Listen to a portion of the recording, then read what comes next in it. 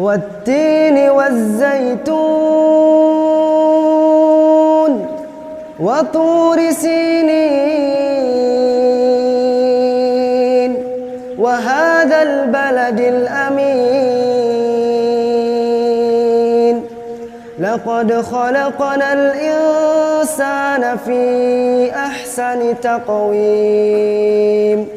ثم رددناه أسفل سافلين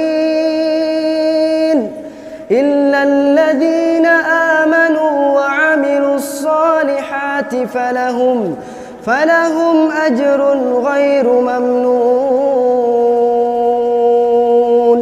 فما يكذبك بعد بالدين أليس الله بأحكم الحاكمين